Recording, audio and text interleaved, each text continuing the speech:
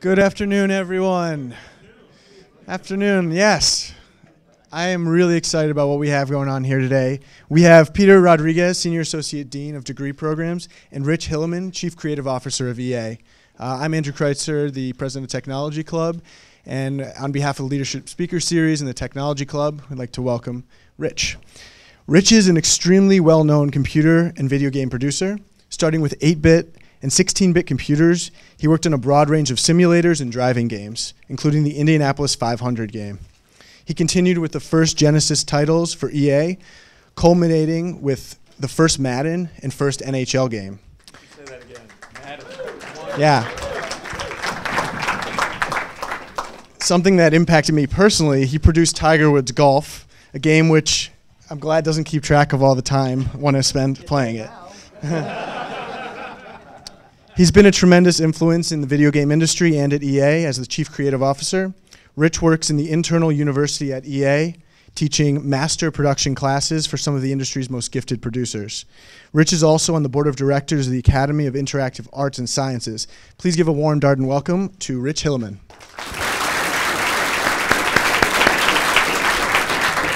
Rich, we couldn't be happier than to have you here. We're going to have a little fireside chat, then we'll open it up to Q&A, and we'll let the dogs loose, as they say, and it'll be a lot of fun. But I often have fun telling people and students in the fall what I do during the summer. They always say, what do you professors do during the summer? As if we live here or if we go around and just whittle sticks or something.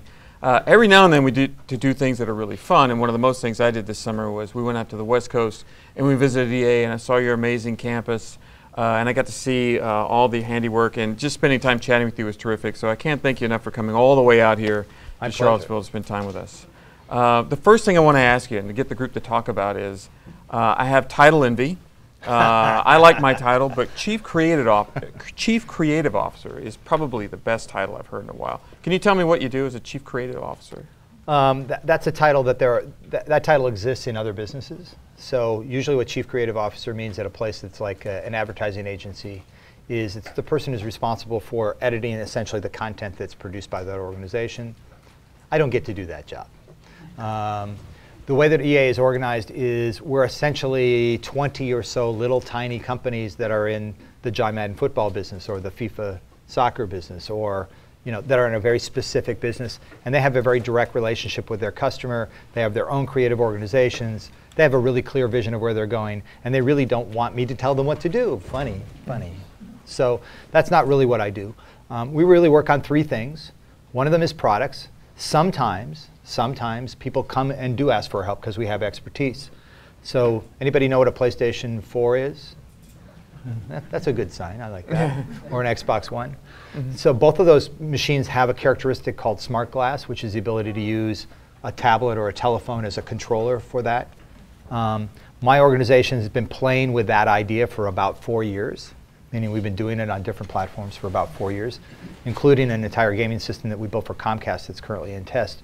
So as a result of that experience, some of those game teams have come to us and asked us to help them on that part of their process because we have second and third order learning in that. That's a great case because it's always great to be asked to help on something where you think you got some expertise. The other end of that spectrum is sometimes the CEO comes to me and says, that thing over there is on fire.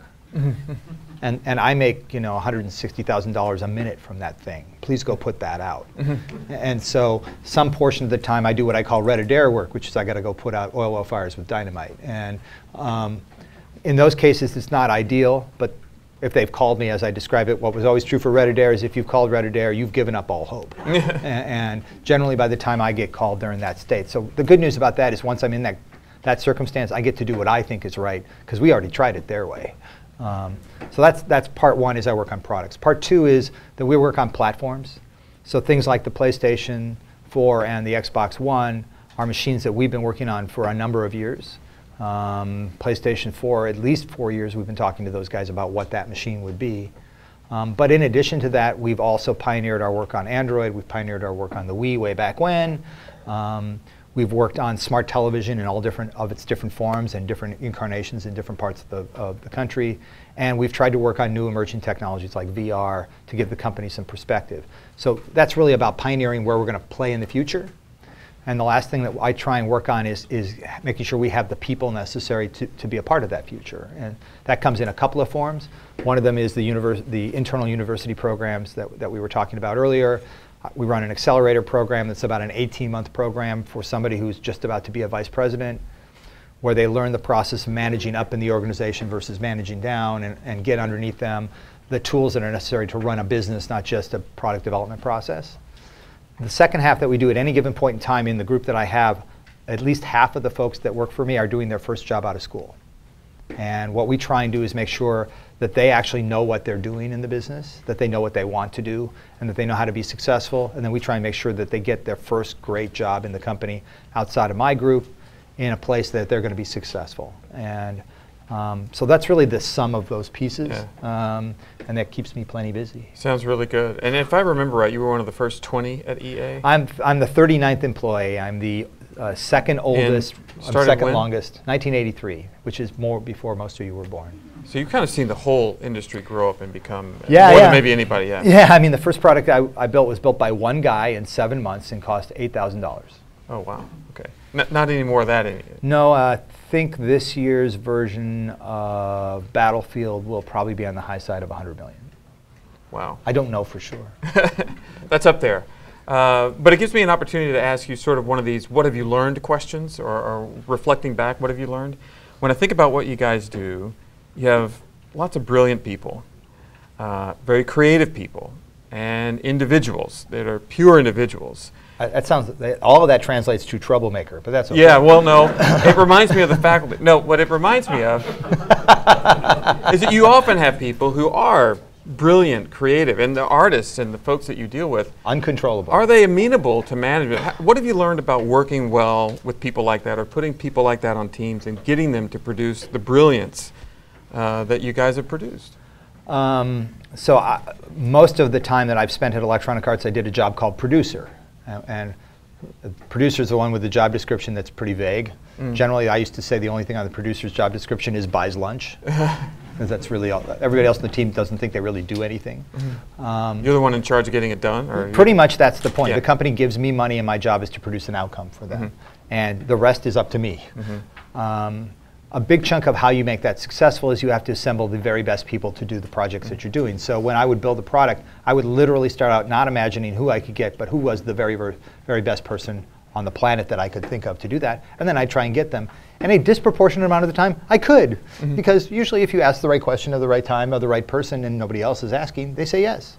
So I was reasonably successful at that. What made that work, why I was able to do that, was in every one of those cases, I would figure out what was the heart's desire of that artist. Every artist, every person who thinks that they're creative, has something that burns inside of them that they want to do. And if you can convince them that what they're about to work on with you is on the path to that outcome, they will run through walls for you like nobody's business. Can you give us an example? I mean, just something. Sure. So sometimes it's stupid. Okay. And sometimes it's really smart. But I'll give you the stupid example first. I have a guy that works for me named Jeff Litz. Jeff Litz is probably the best graphics programmer on the planet. John Carmack says sometimes he is. Mark Cerny says he certainly is. Michael Abrash has been very high. You know, that's the right guys. Yeah. When those guys know who you are and say you're good, you're pretty good. Jeff has a couple of things that he likes. So first of all, Jeff is a big fan of heavy metal music. And he has a particular kind of heavy metal music that he likes. And so if you just can be conversant about, you know, Motley Crue or somebody at the right time, you know, Jeff's in a pretty good mood by the time you're done talking to him. And it turns out after 10 minutes of talking about Motley Crue, you can bring up something that ain't so comfortable, and things move along. The other thing that's true is that his favorite game when he was a kid was a game called Racing Destruction Set for the Commodore 64. All of you are too young for that, but anyway. Turns out that I happen to know the guy who produced that, because it was me. And I happen to know the programmer who wrote it because his name's Rick Koenig, and he's a friend of mine. And he built that game, and then we built Ferrari Formula One together afterwards. And so there was a point in time where we were working on a project, and I needed a little bit of programming. I didn't need a lot. I needed like 3 weeks, but I needed somebody who knew games, and I didn't want to do a lot of explaining. And so Rick had called me like 3 weeks before about something else, and because he was looking for a job. I said, oh, I'll hire Rick. And what I did was I made him work for Jeff. And this is like Jeff's hero. So Jeff wandered around on cloud 9 for about 5 days because he was in charge of his hero. You know, so often what it is it's about understanding the artists that you're working with well enough to understand what those things are. There are two things that come out of that. Number one is you're putting them in a positive mood to be able to sell them the things that you want to sell. But number two is you're communicating to them that they matter. The simple fact that you have a grasp of what they care about. And it isn't just about knowing their kids' names. That's useful but not helpful. What's useful in this case is to understand what are the things that really burn inside of them. Because that means that I can find that thing in this project, I can enable that person to be a part of it. So what I would say is whenever you're in an organization or a creative group and you're responsible for an outcome, you better know what makes everybody tick at some level. And it better be something that you can be a credible conversant about, even if you have to go do a bunch of studying to do it. You know, so I had a musical composer that worked for me for years, and he and I would always talk about Emerson, Lake and Palmer, which is a progressive rock. I like there's some heads nodding back and forth here. There are a few of us. This is a slightly older crowd than normal, and I appreciate that. And there was, you know, when they got back together and went out on tour, I dragged them off to go see ELP and squeezed away for us to get back. And he got to shake Keith Emerson's hand, and he spent the whole day like this. So it's just people are people. Figure out how to make them happy. Figure out how to make them realize their dreams, the things that are their heart's desire. Figure out how to make what you want to do align on a path to that. And you'd be amazed at who you can get to work for you. Just amazed. That's fantastic. It also makes me think about the fact that you can often get them to work together, but it's another characteristic of really smart, individual, talented people that they'll have conflicts. And they'll have differences of opinion about things which they're in which they're very expert. They're both probably right, by the way. Yeah. But maybe not about the same thing at the same time. Do you have an approach to sort of working through situations like that? Usually what happens is exactly what I said. They're both right. And so you have to come, first of all, you cannot pick sides. You know, you can't give the baby to one mother and you can't cut the baby in half either. So you've got to figure out how to make the two of them come to the right resolution. In most cases, you can figure out how to frame the discussion in such a way that somebody's right in the long term but wrong in the short term. And if ever you can tell somebody you're right, almost all the time except not right now, you've essentially made it so that everybody can walk away feeling like they've won. You're a wise sir. That is very good. I got it. That's very good. Yeah, that is a general strategy of life. I would also say all of you in this room will eventually have a boss. And so one of the things I would teach in one of my classes is this little axiom that your relationship with your boss is really all about a bag that boss has. It's a little brown paper bag about this size. It's a bag full of shit. It's all the things about their lives and their job that they don't like. And their relationship with you is pretty much dictated about that bag. When you come to see them, if you tell them about 16 problems, what are you putting in the bag? Put more shit in the bag, right? So if you got a guy who comes in your office and puts shit in the bag all the time, how often do you want to see that person? Like, not at all. He's here to see, no thanks, I'm not here. On the other hand, if you come into that room and say, you know, I have a solution for something, what you're doing is taking shit out of the bag. You can come back absolutely any time. Okay, so that's the big lesson. That's the obvious one. Here's the sneaky one. I think we'll all remember that. Yeah, we will remember that. Stick in the That's mind. what's good about it, isn't it? You remember it. The sneaky part is that sometimes you got to tell them bad news. Doing your job is sometimes about telling people things they don't want to hear. It is sometimes about putting shit in the bag. The secret to doing that successfully is to take something out too. So if you come in and you tell them, the warehouse is on fire, but I found $100,000 in the couch, turns out all they remember is the $100,000 in the couch. So they give you credit for taking shit out of the bag, even though you put shit in. It sounds funny, but it is pretty much how your relationships work with almost everything in life. You're either making their lives better or you're making their lives worse. And if you think in terms of that kind of context with people, almost everything can be spun in a few different ways. You don't need to be deceitful about it, but kind of the more honest you are about that relationship, the more likely you are to be successful.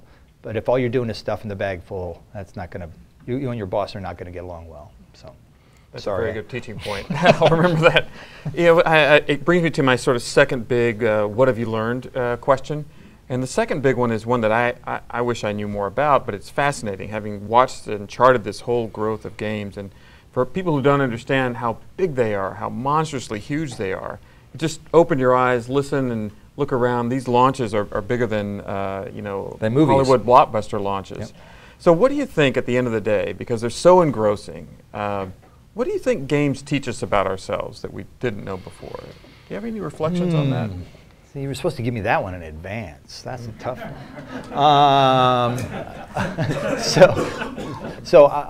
What I think are a couple of things. What games tell us is most games, especially video games, are fundamentally extraordinarily complex problems, full of all kinds of uncontrollable elements, all moving at the same time.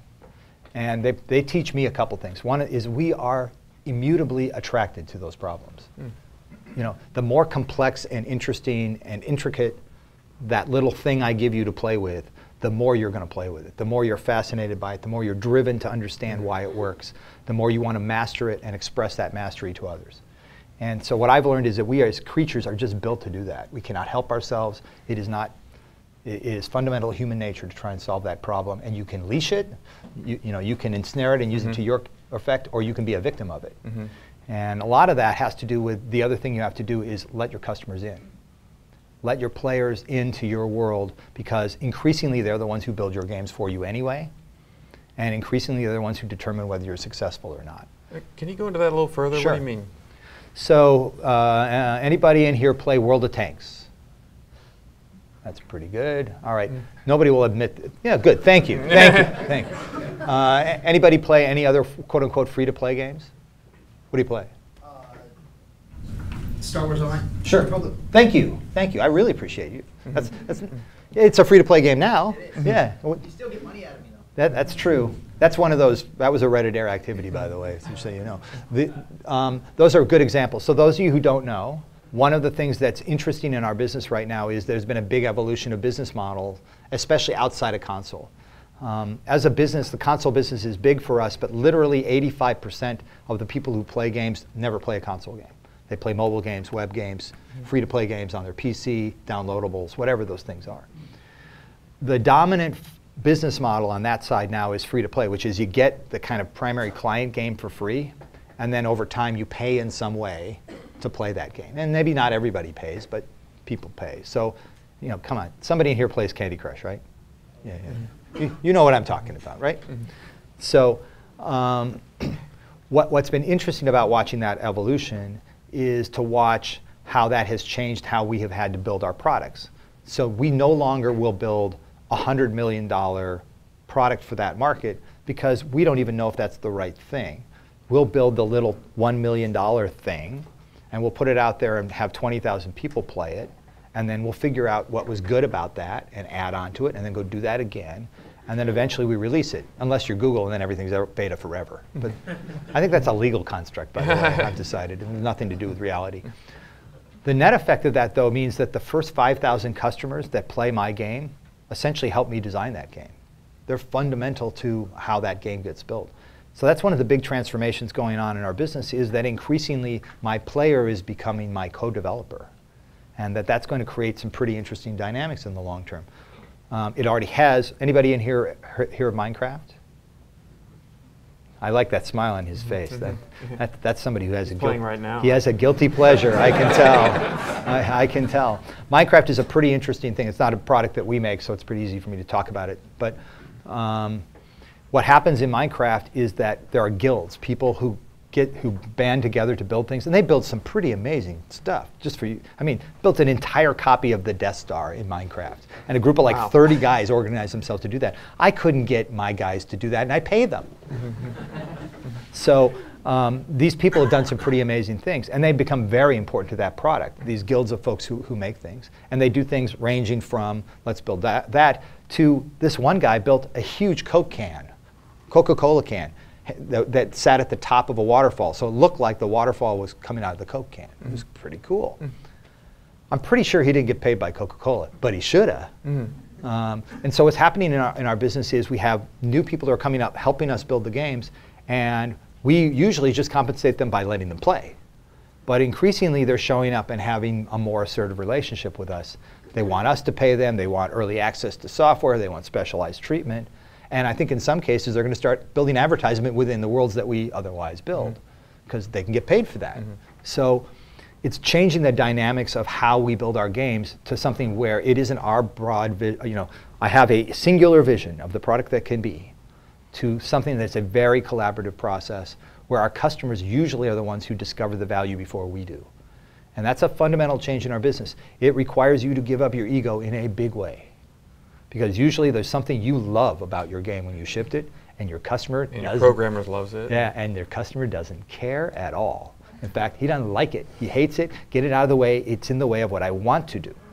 And so that's quite a big change in our business. That's going to require a new level of my ability to manage larger groups that don't get along, by the way. Yeah. And it's about identity, right? I mean, these folks aren't working for anything other than they love the game, it's about them. And it's a lifestyle choice. It's a lifestyle choice. They've defined themselves by their contributions to that world. And that's an extreme form of that. But I think if you're one of the first 5,000 players of Candy Crush, even if you don't think of yourself as a game developer, you were. Mm-hmm. And that's a big difference in our business. I don't know if that was the answer you That's very good. It's very helpful. It brings me to my third large what have you learned, which is that you've brought a lot of people along. You guys start with very young folks. Often they have our new CEO is a graduate of one of my classes. That's right, and very young programmers and the like. What have you learned about sort of developing talent to be able to do things like follow in your footsteps or become producers? How do you? Oh, I don't want anybody following in my footsteps. That's a bad place to be. But what I have learned is that everybody is different. So I have never come in believing that every individual I have needs to fit in a box. We don't do very good at that, and the best people in our business don't fit in those boxes very well. What I've looked for are a couple characteristics increasingly as time has gone on when they come into our business. I don't actually look that much for technical competence. That may surprise you, but you do not need to have a grasp of low-level programming on an ARM4 chip to come to work at EA. In fact, if you did, that's probably a poor investment of your time. That particular technical knowledge will be an antique in 12 to 24 months. And if you got taught it in school, it was probably an antique when you got taught it.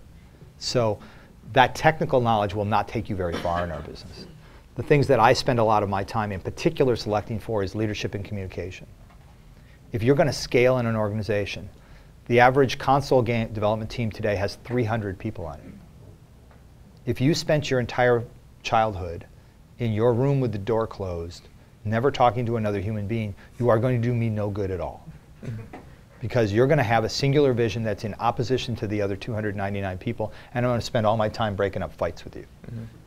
So I'm looking for people who have good communication skills so they can operate as part of a team and have the leadership skills in the long term to scale with the opportunity. And that seems like a complete non sequitur for our business. Most people are quite surprised at a lot of, I usually this starts, so I don't have a college degree.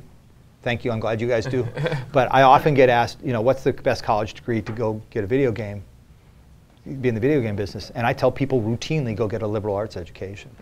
Which, by the way, any English professors in here? I don't see any. Usually the English professor's in the back of the room doing this. Yes. Because nobody said that for years for them.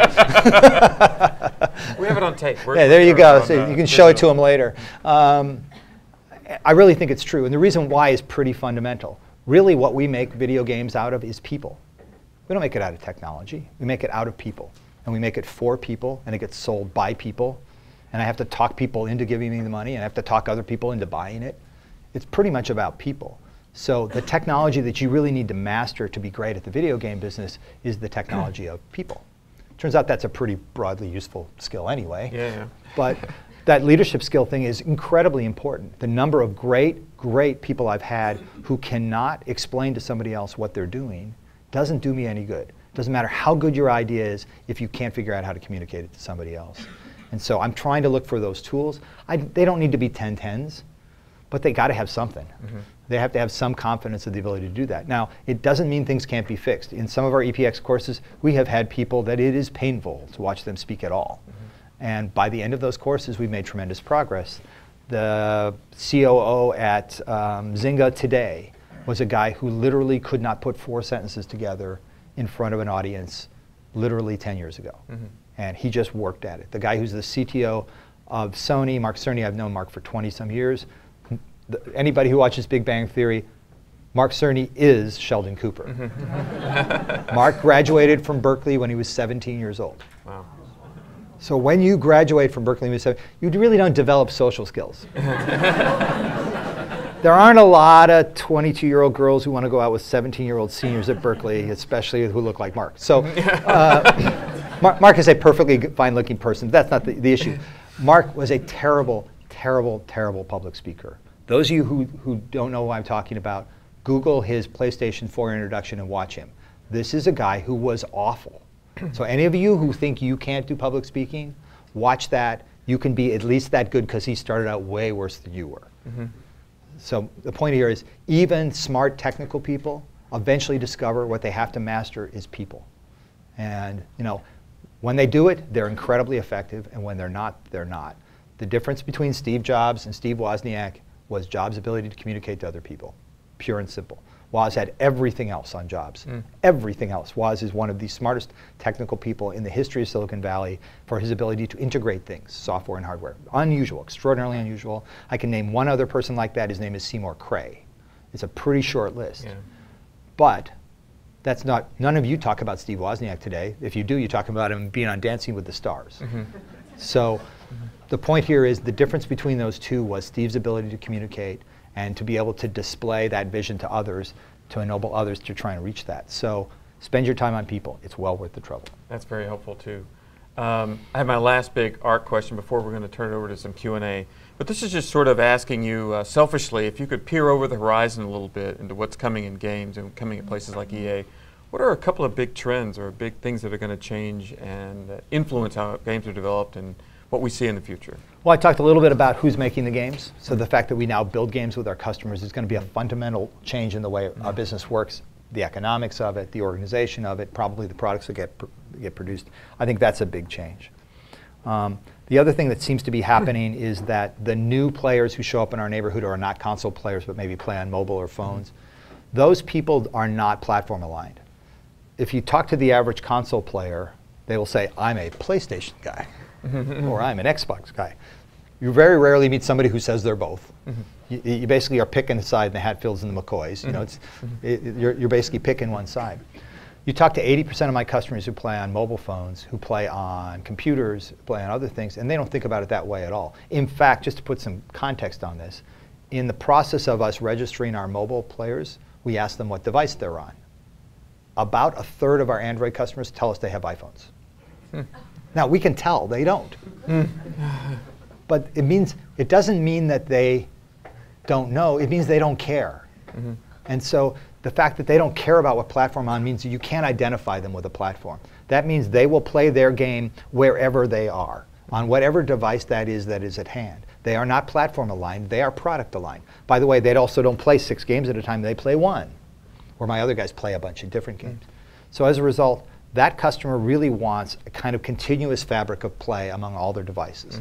They want what they do on Candy Crush on their phone to be the same as what they do on their tablet. And if they play it on the TV, even if it isn't exactly the same game, they want it to count for Candy Crush. They want to be able to figure out how to have that entire fabric of play. That is the challenge in front of us, is to integrate that stuff, because those platforms aren't the same. What you do on a phone, how you play a game on a phone, how you play a game on a tablet, how you play a game on a computer and a console, have different contexts that makes tremendous differences in the kinds of ways that that game gets played. So anybody in this room have Angry Birds on their phone? Nice to see honest people. Thank you. How long does it take you to play one level of Angry Birds? That is, to shoot all the birds and get to an outcome. And that doesn't mean just fire them all off, but to actually try and play to win that level. About how long? Ooh, you are fast. A minute? Somebody said a minute? Yeah, I think that's about right. We think it's somewhere between 30 seconds and 90 seconds, depending on the level and some other stuff. That turns out to be a good match for the context of a phone. If you think about a phone, you do not sit down and play a 2-hour undivided attention thing on your phone. It's just not what you do. In addition to it not having the battery life for that and a whole bunch of other problems, it's just not what you do. You know, that 30-foot putt in Tiger Woods golf on your phone is the most important thing until the lady at the airline counter says next, and then it's not. So what's important to understand about the context of that phone is that I got to live inside of that little window that says every 90 seconds I have to give that player an outcome. What that means is, by definition, that my game cycle being 90 seconds means that I only have about 45 seconds to teach you how to play that game the first time, because I got to give you an outcome. By comparison, when you pick up a tablet, what do? I get 2 hands. means you put everything else down. The minute that you put everything else down, I get 10 minutes. So if you played Plants vs. Zombies, those of you who have, it's almost a perfect 10-minute game, right? 10 minutes, right on the nose. And you say, it's only 10 minutes, and then you look at the clock, and it's been 4 hours. That's because we do our job well.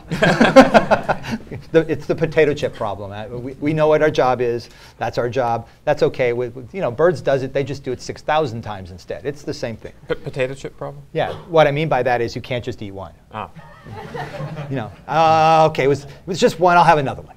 And you do that for 3 hours. So by comparison with a console game or anything really on a big screen television, if I get your butt in a chair, I got 22 minutes. I got a television sitcom.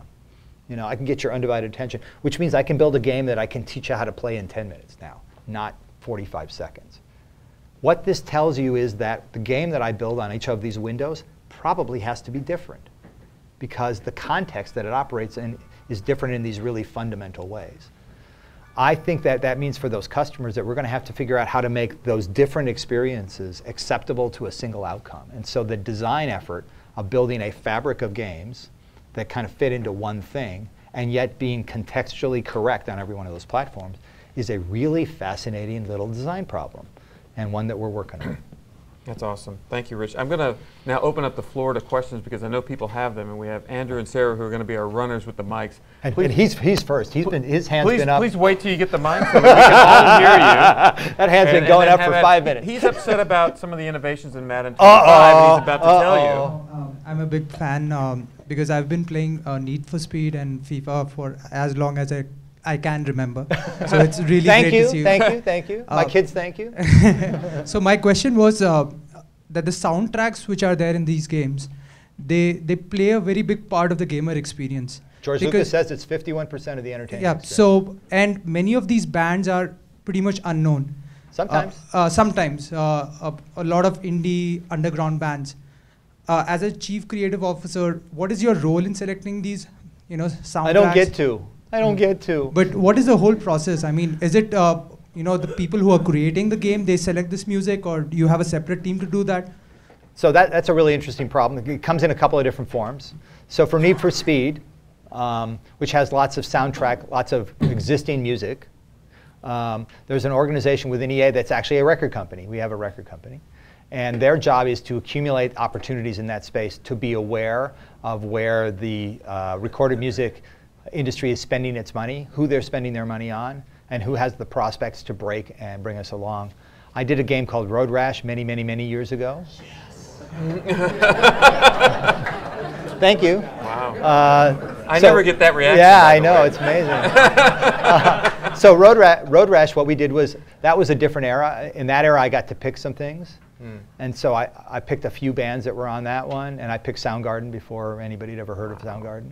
And a band called Swerve Driver you've never heard of, and a band called Live that maybe you have heard of, from Pennsylvania up the street here. And we were pretty lucky with those bands to get it right. But there are people in that industry that you can pretty much predict what's going to hit by who's spending what money on what. And that's what really that group is looking for, is what are the things that we want to build on top of. In the case of Battlefield or many of our other games, those soundtracks are original. So a game like Dead Space, that is an original soundtrack, and not only is it original, it's interactive, meaning that soundtrack changes itself in reaction to what you do in the game in pretty fundamental ways. And so that's one of the things that we're going to be innovating over time, is moving the process of the soundtrack being created off of the local machine and up to the web, where I can invest really a lot of energy into what the quality of that sound is, and then deliver it as an MP3, 175K stream to whatever your system is. It means I take that data out of the memory of your computer and give you back graphics for it. It means I reduce the size of the distribution, which turns out to have a lot of music on it, is a big chunk of it. And I reduce the size of the download for you. So all of those things get fixed with that one thing. And oh, by the way, now I can sell you not only my really cool interactive soundtrack, but maybe Danny Elfman and Trent Reznor's too.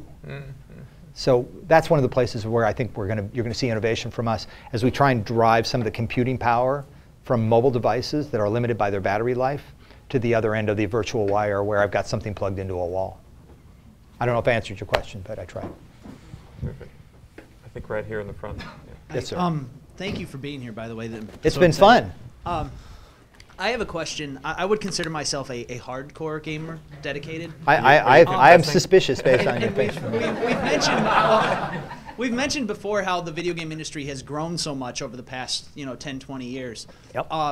There seems to be a balancing act that I think if I was in your role of when you're developing new products or creating new games, making them easy enough to appeal to the masses, but at the same time genuine enough to still stay true to your hard, dedicated fans. Mm-hmm. What thought process goes into balancing that? How do you market to the masses but still stay true to? Well, I think every individual product is at a different place in its lifespan. What makes EA different than most places is we have franchises that have been around 25 years. That's just basically nobody else has that. So we have a number of those. And that means that managing the maturation of those products is a much more profound problem for us than most. Those teams have to constantly decide, do I worry most about the customers I have or the customers I want? That is the quandary. Different teams have different abilities to deal with that. The FIFA guys are pretty happy to get what they call football fans, and they mean the round football. Mm-hmm. And they pretty much want them all. So they have not over-selected for the core of the core, and as a result, FIFA is an easier game to learn to play than Madden. Madden, by comparison, has had this absolutely strident hardcore market. But what Madden discovered a few years ago from their telemetry was that 50% of their users every year were new. They had always believed it was like 75% were the same old guys every time. And that changed things in a big way. So you've seen in the last 5 years, Madden's tried more new things. And the reason why is because they've discovered that those new customers are way more important than they thought they were. That's the individual decision that gets made on a product-by-product basis. If you're making The Simpsons, tapped out a game on your phone or on your tablet, they care about that audience like completely. Mm-hmm. And if they get a core audience guy, that's okay. One of the dirty little secrets is that the core audience tends to play a lot of those other games too. When we were a big social game builder, we were shocked to discover the number of people who would play Dead Space, Battlefield, and Sim Social. Mm-hmm. And it's not a little number. Mm-hmm. It's not like a small one. The game-to-game correlations between people are not what you think. The average person who plays a sports game, the next game they play is not a sports game. The number one correlation in our company between FIFA and other product is with Battlefield. That would seem to be a non sequitur. Need for Speed has been the number one correlation with NHL. Go figure. Must be the Tamo Solani effect. I don't know. But in each case, what you think is true probably isn't. And what our data does is that people are way more interesting than you imagine, and then way more complex in their behaviors than you imagine. And whenever we find one of those things, we all sit in a room like this and go, what's going on for about a day? Because it's just not what we expect. So I don't know if that was the answer to your question, but it's a balance. I just want to interject on that. So your customers will say things, but their behavior belies them. Yeah. I was telling him something earlier that I think was a surprise to him. And I'm not sure how much of this. Let's make sure this doesn't get too public, but we watch our forums a lot because we care what our players have to say, and some of those forums we're responsible for. One of the things that we have learned, especially in the free-to-play space, is the people who spend the most time complaining happen to be the people who spend the most money. And so my attitude is, if you spend enough money with me, you get to complain. Mm-hmm. If that's what makes you happy is to go on the forums and complain, you get to complain. The reason they're doing that is because they're establishing their place in a social hierarchy on the forum. It is not about a product, it's about their relationship to the other players. Mm. And if I get them all twisted up based on what they're saying, I'm actually going to build a product they don't like. Mm. One of the things that I didn't say earlier is I grew up in Las Vegas. And one of the byproducts of growing up in Las Vegas is you learn at a very early age that people lie, like a lot. So as a result, I really distrust what people say. It isn't that I don't like them. It isn't that I don't think they're trying to tell me the truth. But I don't think it's a very precise form of communication. And it's full of all kinds of other stuff that has nothing to do with my objectives. By comparison, game telemetry is extraordinarily truthful. So I think I'll do my Amazon thing. Yeah. Can I do that? All right. So I make the case that we have the richest data set on the planet, meaning we get better data from our players than anybody else. And I'm not alone in believing that. Jeff Huber, who's the CTO of Google, says it's true too. When I get him to say so, I've won. The reason I make that case is for the following reason. So we're going to do a little mental exercise. Some of you have already heard this today, so I'm sorry for that, but we'll do it anyway. Somebody in here, what's a great data mining company from your perspective? Pick one. Google's good. Thank you very much. We've never met before, have we? That's me telling it's a magic trick. But anyway, if you think about your relationship with Amazon, you go to buy something on Amazon. Let's say you're going to go buy a pair of shoes on Amazon. So let's imagine you look at 10 pairs of shoes before you buy one. Spend about 10 minutes, 15 minutes doing this process, max, maybe even less. For each one of those things that you look at, let's say I get about 5 pieces of real data based on the decisions you made, both because you went to that page, where you loitered, what you went and looked for more detail about. But I get about 5 or 6 pieces of data from every one of those shoes. So if you look at 10 of them, I get 250 pieces of data in about 10 minutes, right? By comparison, when you are playing FIFA soccer, how many decisions are you making a second? A whole lot more. A whole lot more. So let's probe that a little more. When I'm on Amazon and I'm buying a pair of shoes, I'm buying a pair of shoes for me, right? No, you're not. No, you're not. You're buying a pair of shoes because other people will look at those shoes. And because those shoes say something about you that you want to say about yourself. And you want to kind of use that to define yourself to another audience. I would make the case that what you do when you're buying a pair of shoes is not telling me who you are. You're telling me who you want to be. Now, although that's interesting, that's not as predictive of what your decision making is going to be in the future as who you are. By comparison, if you are playing FIFA soccer, you are making decisions at 60 hertz. Anybody in this room, can anybody lie at 60 hertz? You can't. So in addition to producing a volume of data that swamps everything Amazon ever gets, I would make the case that the veracity, the truthfulness of that data is an order of magnitude better on top of that. And so for us, that's what's interesting, is to look at that data. And that's how we find out things like the fact that our whiniest forum guys are actually our biggest payers. And in that case, what we're able to do is to tease out the behavior from the forums versus the behavior in the game, and to understand they're different things, and not to get too wrapped up in either one. So I don't know if that answered the question. That's helpful. You have a question over here, Andrew? Can you please talk about creativity as a skill set and how you'd go about honing it? You get hit in the head a lot. I find creativity hard to talk about, and I think I'm not alone. I don't believe, so I have a bizarre way of looking at the world, and I think it's that perspective that brings a lot of what I get to do. But I'm also painfully irreverent for existing dogma. So I've been at EA for 30 years, and I'm still probably the guy in the room most likely to not like what we're doing. Meaning I will very rarely defend the status quo. So number one is, I think the number one characteristic of being creative is a complete non-acceptance for the way the world is today. It's just like, I just don't like the way the world is today. The second thing I think is that you have to have a vision for what you wish was different. So 6 years ago, I built a gas turbine hybrid electric car because I wanted one. Not because there was any other particularly good reason to do it. But the number of things that I learned from that process was staggering. And I guess what happens is, if you have that driven curiosity to try and make something true, that kind of maker vibe. Anybody here read Make Magazine? You know what I kind of mean? There's that whole term of makers. If you're kind of built that I want to build stuff all the time, you don't even sometimes know what you want to build. It's the act of building that's necessary. I think that's the gene. You got to have that part of the gene. Everything else is learned. The process of being creative is about applying a particular solution to a particular problem. And that's all about your perspective on that problem. So first, figure out how to get as many different perspectives on that problem as possible. If you're an engineer, figure out how to be a mechanic too. Go spend time on the manufacturing line. Figure out what the things are that make it hard, because chances are you don't have a command of that.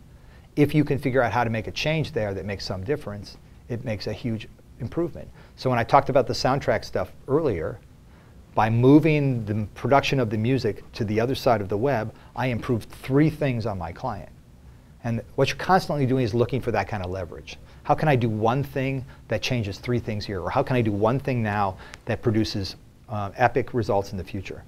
The other thing that I talked earlier about today is that the video game business essentially has 3 laws of physics that define what we do today. One of them is Moore's Law. Everybody knows what that one is.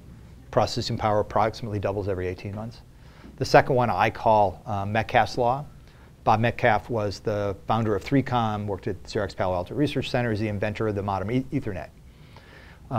What Metcalfe's law says is that user bandwidth, consumer bandwidth, doubles every 5 years. The last law is what I call Tesla's law. And Tesla's law is about the energy density of batteries per kilogram. So that particular one is a real problem because in the last 100 years, batteries have improved at the rate of 1% per year. So if you lay those three curves together, what you quickly discover is it doesn't matter how much Moore's law gives you, and it almost doesn't matter how much Metcalfe's law gives you if the battery it's hooked up to doesn't give you the rest.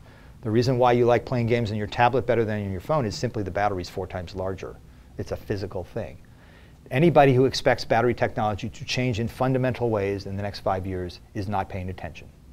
The battery in your phone is sitting on the moon on Apollo 11's landing. This is not new technology. It was built before I was born, let alone you guys. So for the most part, what you need to understand is find those places where that technology is changing. So for me, that soundtrack innovation is the result of Metcalfe's law crossing the 175K line, where I could now count on 175K downstream to be able to deliver the soundtrack. And that transformation happened in the marketplace in about the last year. So by looking for what are those laws of physics that define your limitations today and recognizing that they're moving, there are thresholds in there. Figure out what those thresholds are and watch when they're about to be crossed. Because the minute they're crossed, they create new rules. And new rules create new opportunities for people to enter markets. That's usually what you're looking for. So I don't know if I answered your question, but that's an approach. Sarah, do you have a question? Hi, thank you for coming here. You mentioned the size of the budget of the new Battlefield game. I'm wondering if the industry has reached the point where it's become too risky to invest in new IPs and that decision will always be deferred to just make another sequel of a well-established franchise? I think we're too rich to spend $100 million on a new IP, but Hollywood's the same place. Unlike Hollywood, we have a very vibrant small form business. And it's very difficult to describe anything quite as innovative as the mobile app space. And the second place that's pretty innovative has been a lot of the network-based gaming that we've seen. So our saving grace has been that the rigidity of a product market model that was mostly dictated by packaged goods, real estate issues, a 1-minute primer on console business. The video game console business to this point in time has been based on the following economic model. A company builds a piece of hardware that they sell at a loss. And then what they do is they sell software and make a licensing fee on the software to make that up over time.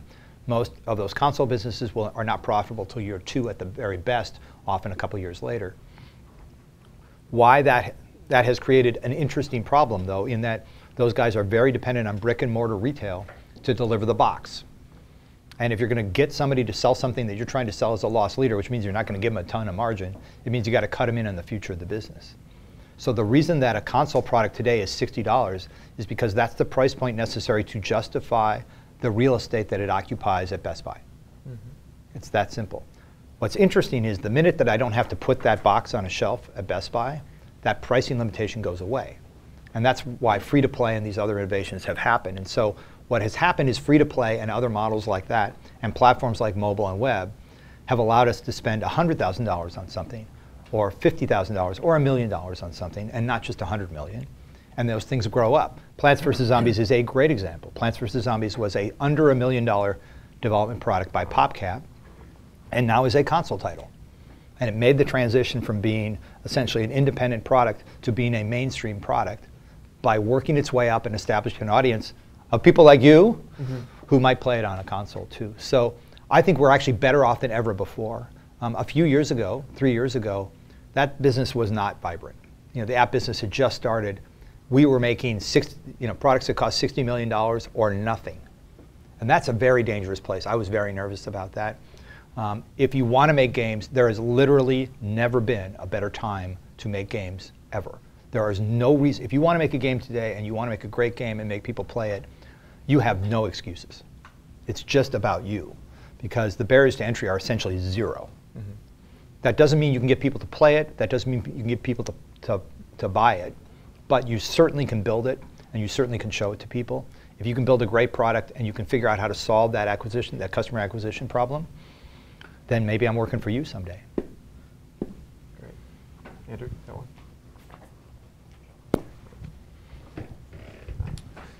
Thank you. Yeah.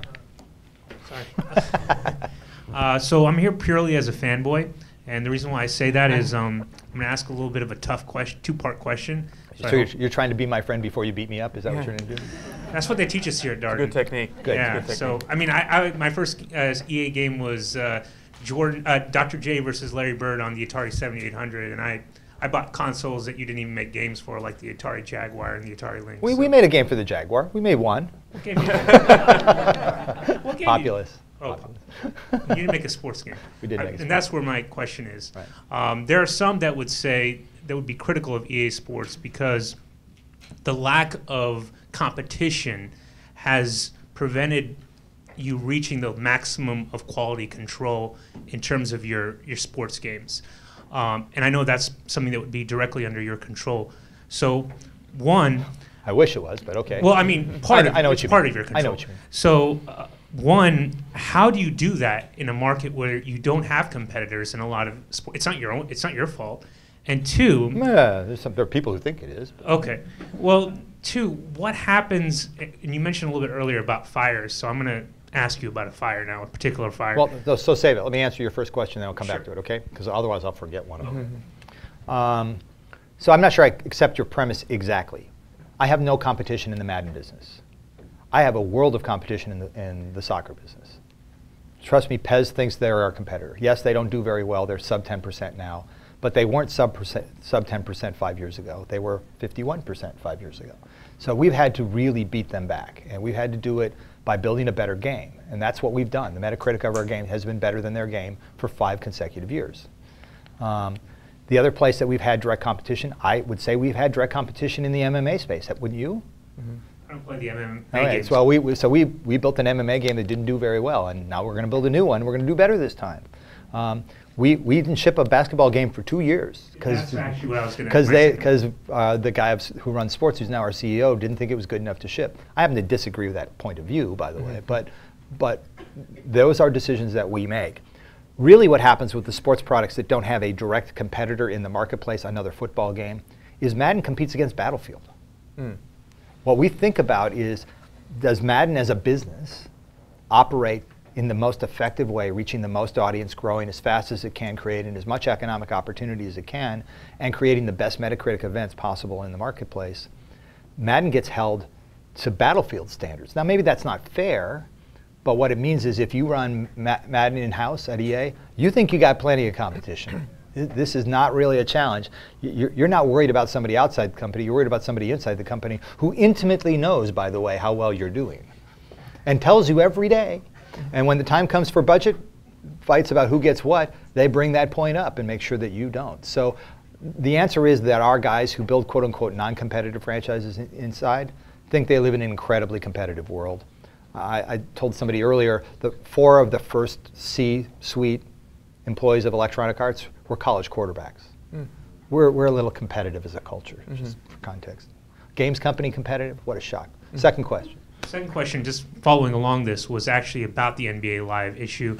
That was one space where there was a lot of innovation with every game because NBA 2K was making an awesome game. Because they made us, yeah. And because the audience demanded it. But over the last 2 years, NBA 2K, their quality control, I would say, not me, but some people might say that has gone down. I would. So I agree with you. But I mean, like there were times, and 2K Sports made football games for a little bit. Sony made their own games, and some would say that what really was it Sony's game? It has Sony had a game back in 2000. 70% of our code, and that's Sony's game. Anyway, never mind. I'm just saying that, and back when the PlayStation 1 was there. I'm getting, that's actually the underlying point here. What I think has happened in basketball is it's gotten stuck. Basketball as a game has gotten stuck. It basically hasn't changed its interface metaphor since the mid-'80s. And there's been very little innovation in that space. Most of it's been cute stuff like slam dunk cam and things like that are not changes to gameplay. So I think where basketball's stuck is it's stuck in that it hasn't come up with a way for the player to play the game that feels like playing an NBA game today. The NBA, as what I think differentiates a sport from a game, by the way, is a sport is an avenue for individual self-expression by the player. So how a player plays basketball, if I give you a silhouette of what that player looks like, you can instantly tell who that is. You know what Michael Jordan looks like versus LeBron James. You know, if I put them both in mid-flight going to the basket, you'll still tell me who they are apart. You instinctively know that. That's because for them, that is a vehicle of self-expression. Ice hockey the same way. Baseball, you can recognize everybody's batting stance. We are kind of fundamentally built to recognize that kind of expression, and that's why we love to watch sports. We don't watch people play tiddlywinks. We just don't. Some people do watch people play Diablo. I think it's a little strange, but people do that. So I think what's sitting at the bottom of that is that the basketball games that have been made for the last 5 years have never figured out how to be a part of that expression for the player. They've instead been an expression for LeBron James. And I think the more that I could feel like I was doing something new and unique, look at the jam that I did in here you've never seen before, I think that's the basis of virality that makes basketball kind of re-permeate the sports landscape. And we'll see how we do this year. We're actually going to ship one this year, I hear. So I'm glad to hear it. Do we have more? Maybe over here, wherever we can get one. Sarah? Hi. My question is related to product development. So in many industries, we try to find what the problem customer is facing and then develop a product to solve that problem. How does it happen in the entertainment industry when the customer does not know what the problem might be? What's your approach to product development? So a couple things. Number one is that we do not build a product that has a tangible value. If the world if we got up tomorrow and there were no video games in the world, I would be upset. But the truth is the world would keep spinning. And that means that we're fundamentally about things that are wanted, not needed. We're not in the asparagus business, we're in the ice cream business. When that's true, it means that your customers' expectations are not something you can, in the future, are not something you can measure today, because they're in motion. Most other industries, what you're doing is you're operating to some fixed construct of inputs. Users are trying to solve a particular resourcing problem or efficiency problem, but the focus, everybody knows what the problem is, it's just what's the solution. What's interesting about our business is the problem is constantly changing, it's shifting. So the conversation I was just having about basketball, I'm making the case that what basketball is suffering from is people haven't done enough new stuff in it. So a big chunk of what we have to do is figure out where is the customer going. So early on I talked about how customers are increasingly becoming our product development partners. When we work with outside folks who play our games and we watch their telemetry, there are people that become indicators of the future. Meaning people who play the game today like we think our players will play the games tomorrow. And we start to listen to them today because they help us get there. So the answer is, I think the number one thing we recognize is that the target is moving. Do not shoot at a fixed target, it isn't fixed. You have to be out in front of it, you have to lead it in some way. Second of all, they don't drive in very straight lines, damn it. Because they're people doing things for emotional, personal reasons. And occasionally there are cultural effects that have an enormous impact on what we do. And sometimes you're just chasing. Do the best you can. So we're doing a game for the Chinese Android television market today. There'll be 40 million of those televisions next year in China. Huge market, nobody's paying any attention to. There's been a funny cultural thing that's happened in China this year. And it'll be interesting to see if some of your students know about this. But these large rubber ducks, they're about 30 stories high, have been showing up in relative ports. And it's an artist who's been doing this as an installation. There is no history in China of a love of little yellow rubber ducks. There's no context there. But it has inserted it in it now. And so, when I was in China a month and a half ago, those little yellow ducks were starting to show up everywhere. And people who'd never had it, she's nodding her head, she knows exactly what it is. So I'm building a little yellow rubber duck game for connected television this summer. And am I chasing? Maybe, but I think what I'm doing is I'm seeing how a trend would play in America and I'm pre-playing it in China and recognizing it's probably going to play the same way. So, maybe they're the Earth shoes of this summer, a joke that nobody will get but me. I remember Earth shoes. And maybe it'll all be gone next year. But for us, it's an opportunity to enter that market. And so it's my way of aiming ahead was I said, I think this is accumulating. The first one was in Shanghai in March, right? Something like that? Also in Beijing. Yeah, and then now there's the one in Beijing on the river. Not a great place to put. There's not enough water there for it. But anyway, it's what I saw was it was accumulating energy, that it had a context in the audience that I could draw from. And so I try and build on top of that. And how can you go? The other thing that's true is you can do a game about rubber ducks in China and not make the government mad. Yeah. which matters. Rich, I think that's going to bring us to about the bottom of the hour, and I would just say you've been extremely generous with your time. We're so happy you had here. You give talks like this the way you build games. I just want to keep going, and I think that's a real gift that you have. So I can't thank you enough. And on behalf of Darden, I just want to say thanks. I think Andrew has a recognition. Oh. Yeah, thank you on behalf of Darden. And we also have a follow-up in Classroom 150. If you'd like to join us, we have a workshop with Rich. Very much looking forward to it. Warm round of applause. Thanks very much.